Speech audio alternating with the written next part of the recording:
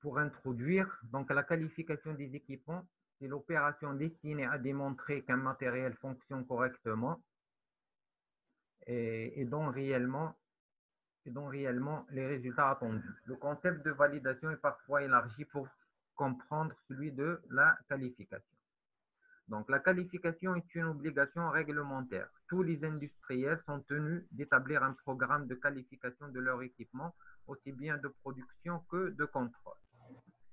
C'est-à-dire, si on veut simplifier le concept de qualification, l'exemple le plus commode, c'est si on prend à la maison, par exemple, un four ou une cuisinière, si on règle la température à 180 degrés, donc c'est qui le garant qu'à l'intérieur, c'est réellement 180. C'est l'intérêt de la qualification, c'est-à-dire c'est de garantir que la réponse attendue est réellement celle qui est affichée sur l'équipement.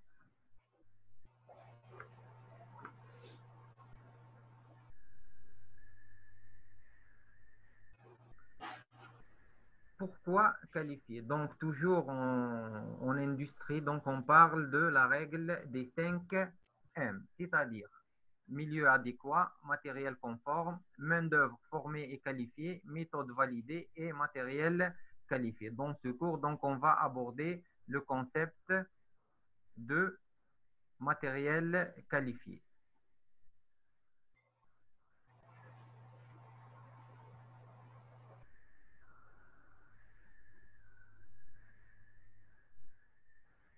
Les étapes de qualification. Donc, un programme de qualification démarre toujours depuis la décision d'acquisition.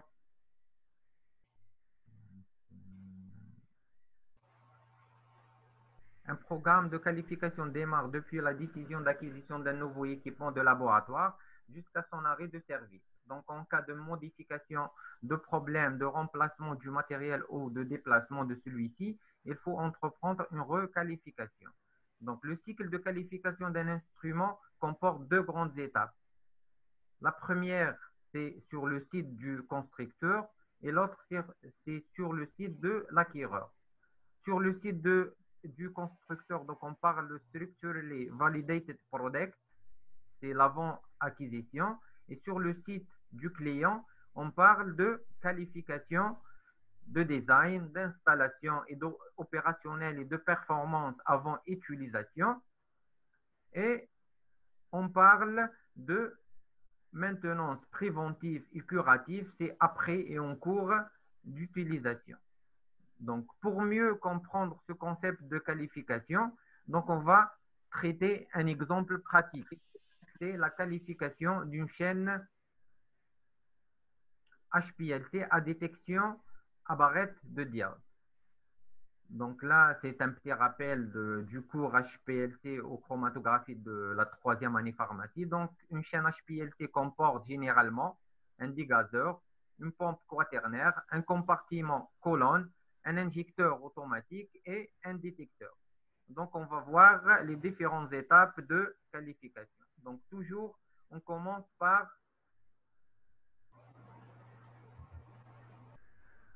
la qualification de conception.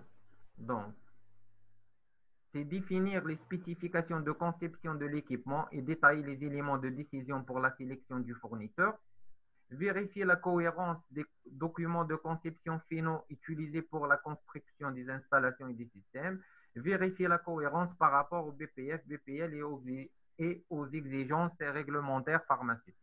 C'est-à-dire conception, donc vous êtes dans un laboratoire de contrôle de qualité, donc vous avez un espace bien délimité. Si on prend là l'exemple de l'HPLC, l'HPLC, il y a deux modèles. Donc, le modèle alliance, c'est-à-dire les différents compartiments sont superposés. Ou l'autre modèle, c'est les différents compartiments se juxtaposent.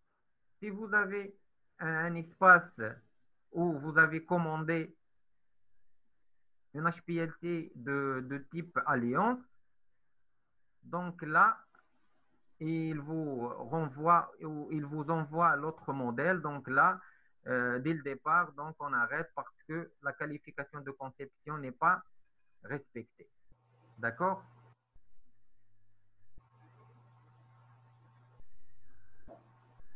Le deuxième type, c'est le déroulement de la qualification d'installation. Donc, premièrement, cette étape de qualification,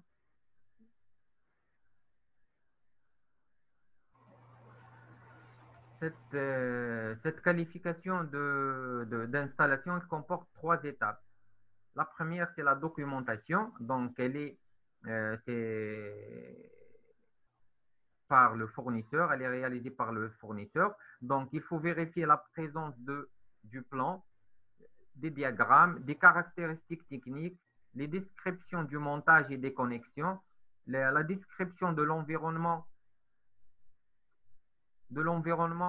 du travail, les modes opératoires, là c'est l'abréviation mode opératoire normalisé d'entretien de chaque module, les certificats de conformité et bien sûr le certificat de qualification de l'installateur et le procès-verbal du fournisseur. Donc avant de commencer la qualification d'installation, il faut vérifier tout, ou tous ces documents.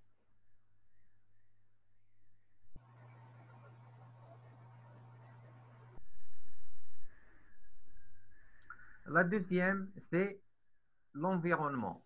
Donc, vérifier que les caractéristiques de l'environnement de l'équipement installé sont conformes aux exigences du fabricant et à l'usage auquel il est destiné. Là, pour mieux comprendre ce point, donc, si vous avez fait attention, donc toujours, je donne des exemples qui sont toujours à la maison.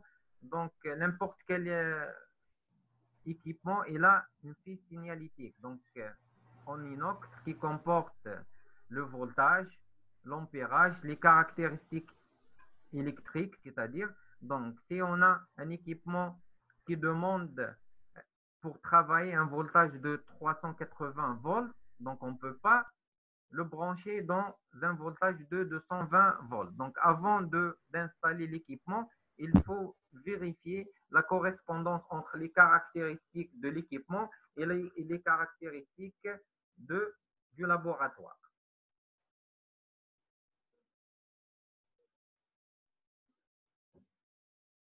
Donc, pour l'équipement, donc, il faut vérifier la conformité de la réception des différents modules et logiciels, marque, modèle et numéro de série au bon de commande. Là, on a traité l'exemple de la qualification d'une HPLC avec un détecteur à barrette diode.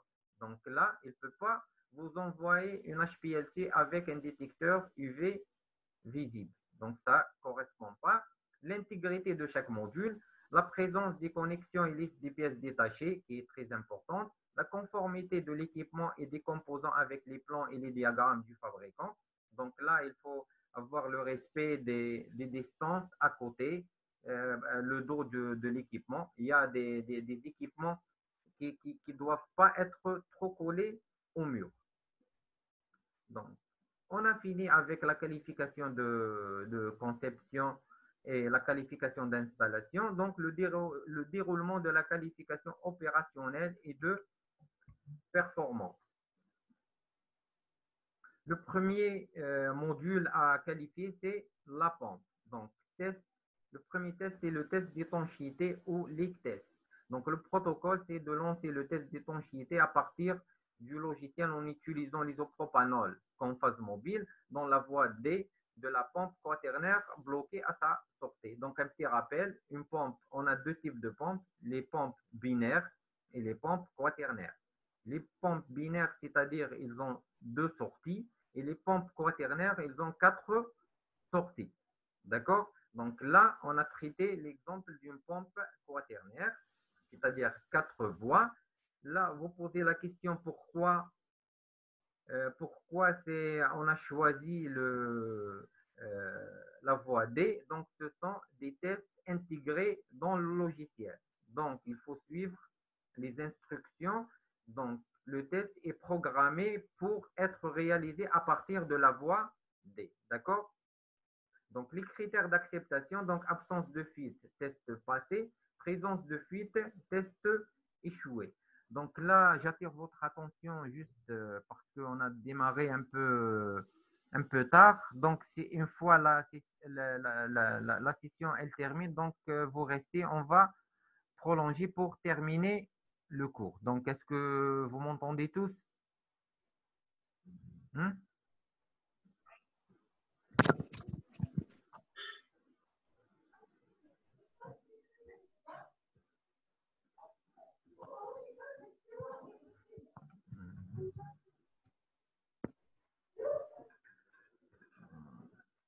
Ok, un problème de voix. Donc, oui, déroulement de la qualification opérationnelle et de performance.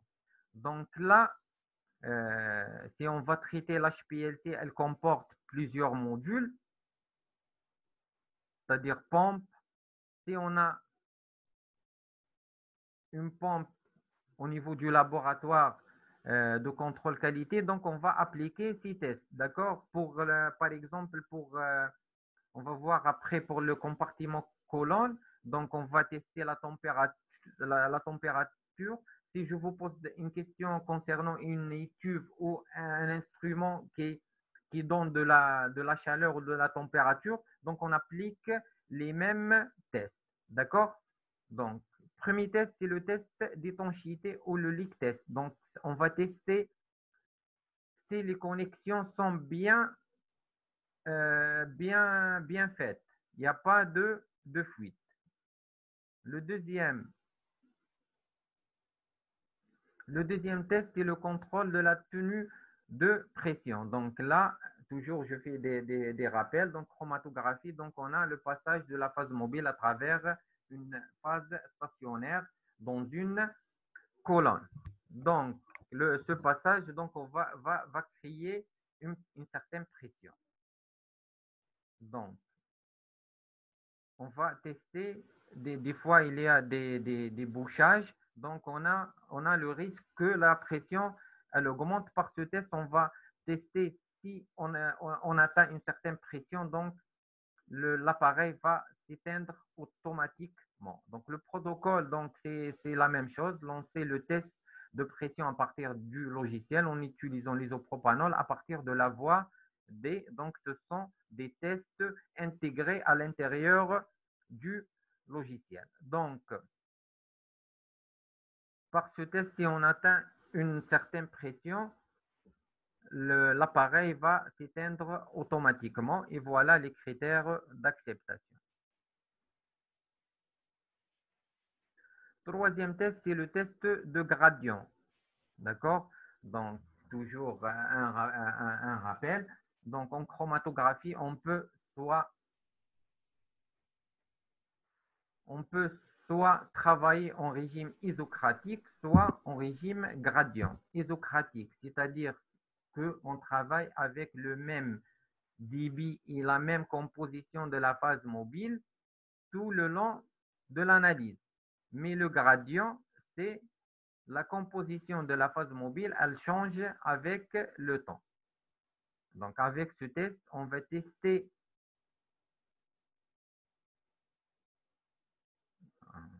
OK. C'est quoi la voie D, s'il vous plaît? OK. Donc, pour les pompes, donc on a deux types de pompes. Les pompes binaires et les pompes quaternaires. Une pompe binaire, elle comporte deux voies, c'est-à-dire vous pouvez travailler avec une phase mobile à deux compositions, c'est-à-dire vous pouvez mettre de l'eau et du méthanol. Donc, si vous avez un troisième solvant, vous ne pouvez pas le mettre parce que votre pompe, elle aspire à partir de deux voies. Mais la pompe quaternaire, vous pouvez mettre quatre solvants. D'accord? Pour l'étudiante Lémis Conter, c'est bon? La voie D.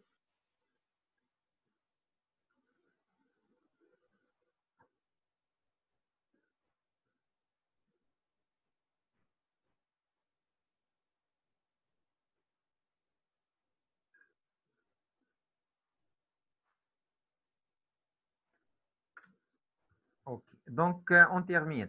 Donc, on continue plutôt. Donc, test de gradient B, C et AD. Donc là, on parle de gradient. J'ai dit qu'en chromatographie, on peut travailler soit en régime isocratique, c'est-à-dire la composition de la phase mobile, elle est la même tout le long de l'analyse, soit en régime gradient, c'est-à-dire la composition, elle varie avec le temps. Avec ce test, on va s'assurer que lorsque je mets une composition de la phase mobile 25% eau et 75% méthanol, est-ce que réellement l'appareil va respecter ces proportions? D'accord? Ou je travaille par exemple avec 20% ou 20% méthanol et 60% acétonitrile, est-ce que l'appareil va respecter réellement cette composition? Pour tester ce, cette composition, donc on a le protocole, on va faire varier la composition de la phase mobile chaque 10 minutes. D'accord? Mais cette phase mobile, elle est composée de l'acétone à 12%, 12,5% dans le méthanol et dans la voie C, méthanol. Et on a réglé la longueur d'onde de 120, c'est par rapport à l'acétone. D'accord? Donc, les critères d'acceptation, donc c'est un CV de 2%. Donc, le CV, donc, on le calcule par l'écart type sur la moyenne fois le 100%. Pour mieux comprendre, voilà le schéma obtenu ou le chromatogramme obtenu. Donc, si vous remarquez entre 0 et 5, pardon, une minute.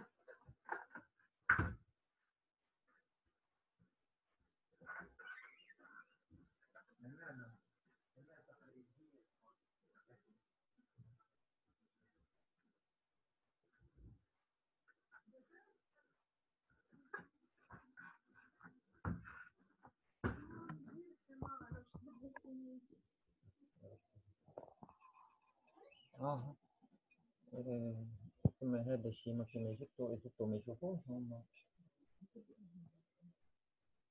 nouveau partage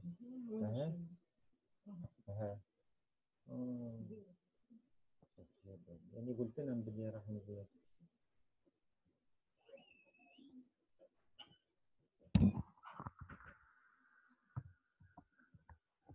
Donc, s'il vous plaît, j'ai partagé un schéma. Est-ce que vous le voyez?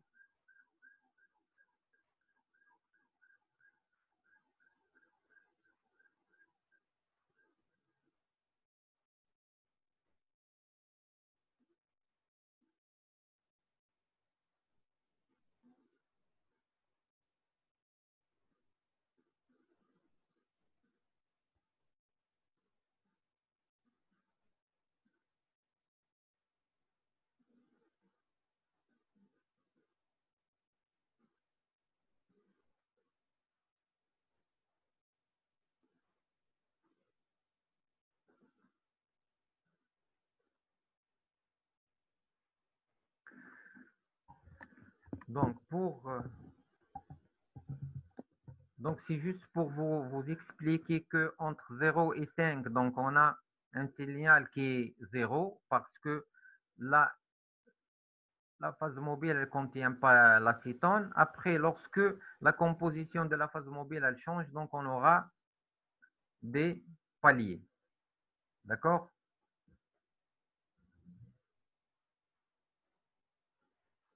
Le troisième test, c'est le test d'électrovent. Donc, on teste toujours l'exactitude de la composition de la phase mobile. Est-ce que l'appareil, elle fournit une composition exacte? Donc, c'est le même protocole, mais là, les proportions, elles changent entre 0 et 100. Donc, on aura ce schéma, donc ce chromatogramme, donc, et on aura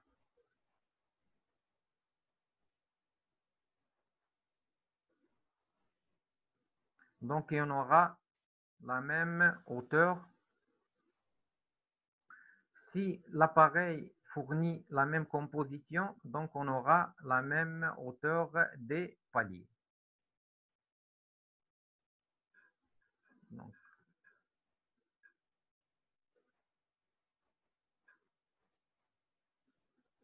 Donc, le troisième ou le test suivant, c'est le contrôle de l'exactitude et la stabilité du débit à court et à long terme. Donc là, on travaille avec un débit de 1 millilitre par minute ou 2. Donc là, on va qualifier est-ce que réellement l'équipement fournit un débit de 1 millilitre par minute. Donc pour ce faire, donc on va utiliser comme phase mobile l'eau ultra pure et à la sortie de la colonne, donc on va mesurer la quantité ou le volume d'eau libéré ou de phase mobile au, au moyen d'un débitmètre étalonné. Donc là, le débit à court terme, il est calculé sur 10 minutes et le débit à long terme, il est calculé sur 60 minutes. Toujours, donc, on va mesurer l'exactitude et la précision. La précision, elle est toujours évaluée par le coefficient de variation. Donc, vous avez dans le tableau les limites. Donc, ces limites, la référence, c'est la pharmacopée européenne.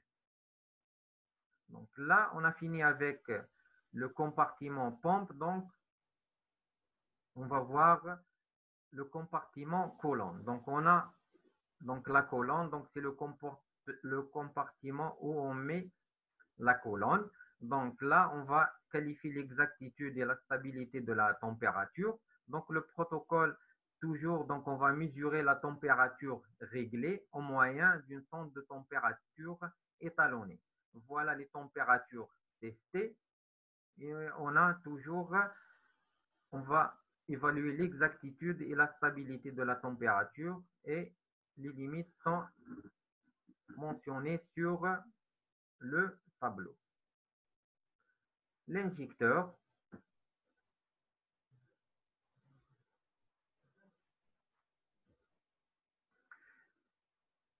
Donc pour l'injecteur, donc on va tester la précision du volume d'injection et le carry over. Donc la précision, c'est-à-dire si je veux un volume d'injection 20 microlitres, est-ce que réellement l'injecteur il va injecter cette quantité?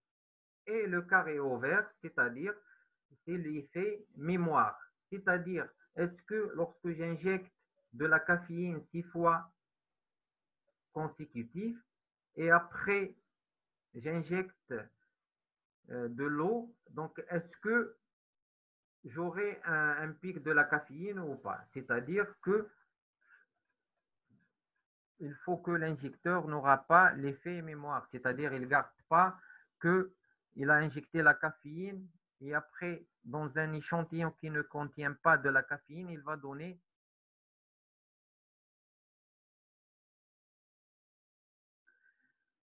est-ce que dans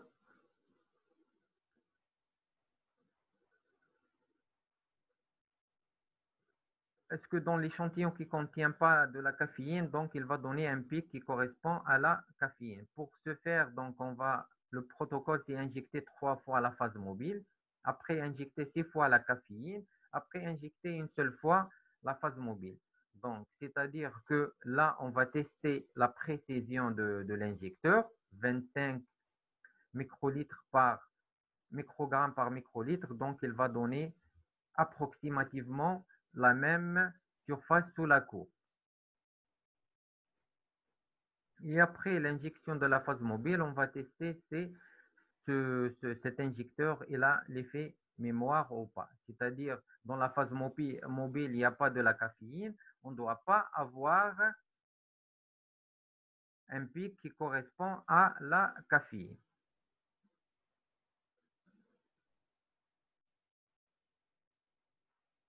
L'exactitude de la longueur d'onde, le test du filtre Dolmillon. Là, on va tester toujours, c'est la qualification. Donc, si je règle une longueur d'onde de 330 nanomètres, est-ce que réellement l'injecteur, le détecteur, il va émettre un rayonnement de longueur d'onde de 330 nanomètres.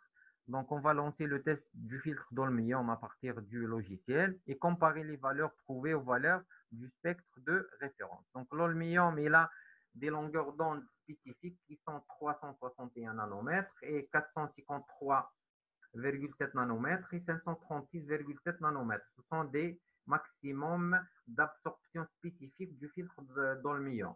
Donc, si on va tester l'exactitude au moins du filtre d'Olmium, donc on doit avoir des longueurs d'onde qui sont comprises dans les limites mentionnées dans ce tableau.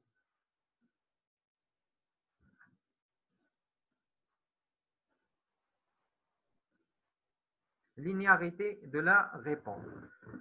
La linéarité, donc, elle est testée en traçant la courbe d'étalonnage. Donc, on va augmenter la concentration de 0,5 microgrammes par microlitre jusqu'à 50 microgrammes par microlitre et tracer la courbe de calibration. N'importe quelle courbe, elle est évaluée par le coefficient de corrélation qui doit être supérieur à 0,39. Donc, R au carré, il ne faut pas confondre.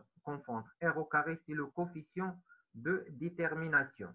Et le R, qui est la racine de R au carré, c'est le coefficient de corrélation. Une courbe, elle est évaluée par le coefficient de corrélation qui doit être supérieur ou égal à 0,39. Bruit de fond et la dérive d'un détecteur. Donc là, pour ce test, donc on va tester le bruit de fond à court terme, c'est-à-dire sur 10 minutes, et le bruit de fond à long terme qui est sur 60 minutes, et la dérive qui est sur 60 minutes. Pour ce faire, les conditions opératoires, donc la phase mobile, c'est l'eau, un débit de 1 ml par minute, donc il va faire un tracé sur 10 minutes. Donc sur ces 10 minutes, donc on va voir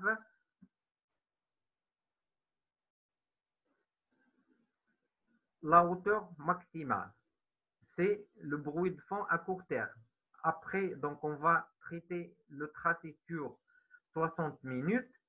Donc on va voir la largeur maximale sur 60 minutes. Donc c'est le bruit de fond à long terme. Et la dérive, c'est la largeur à long terme sur 60 minutes sur le temps qui est 60 minutes. Donc, et voilà, ce sont des caractéristiques spécifiques du détecteur. À la fin, pour conclure, la qualification fait partie des démarches préconisées par les bonnes pratiques de fabrication. La qualification est une opération nécessitant une immobilisation de l'équipement. Cependant, elle doit se répéter de façon périodique à chaque opération de maintenance curative. Là, pour la façon périodique, donc c'est selon la politique qualité de la société. Donc, elle peut aller de 6 mois jusqu'à 2 ans. Donc, il y a des équipements, la requalification périodique, elle est faite chaque 6 mois. Et pour d'autres équipements, la requalification, elle est chaque 2 ans. Donc, ça, c'est selon le département assurance qualité de la société. Mais à chaque maintenance curative, c'est-à-dire chaque panne ou chaque dysfonctionnement, donc arrêt de l'équipement, une fois donc on a remplacé une pièce, donc on doit refaire la qualification. Et je vous remercie de votre attention.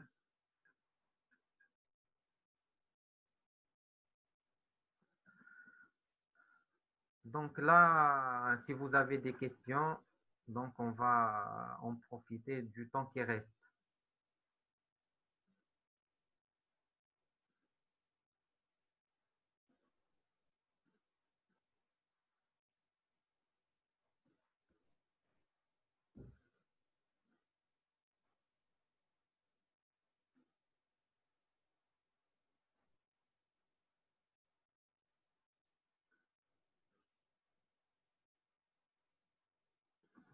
Donc, s'il vous plaît, il nous reste 5 minutes. Si vous avez des questions, donc, allez-y. Donc, n'hésitez pas.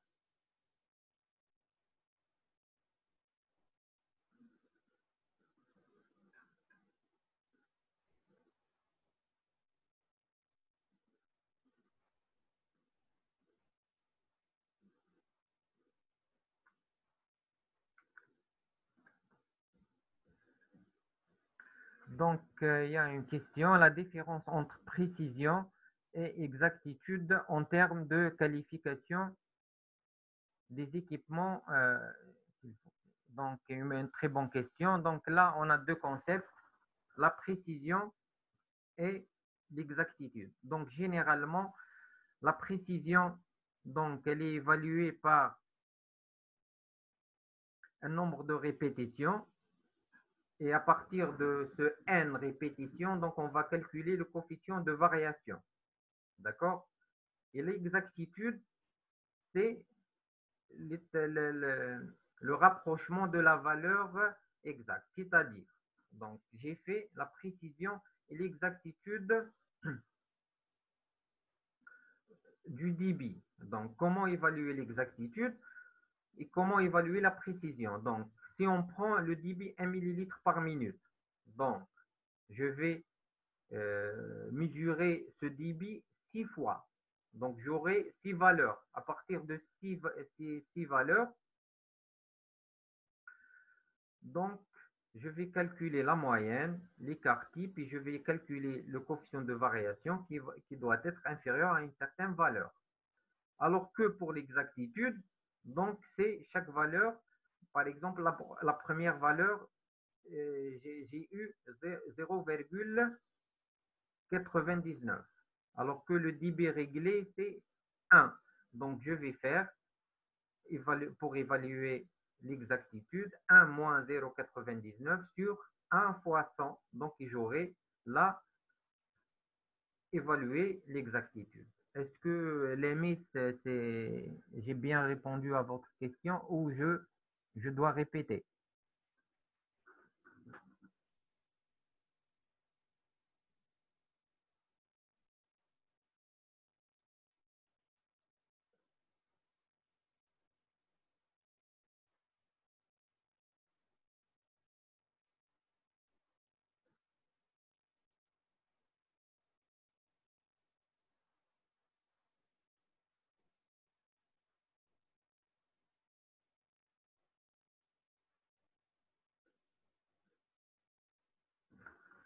Ok. Pour l'exactitude, donc je vais aller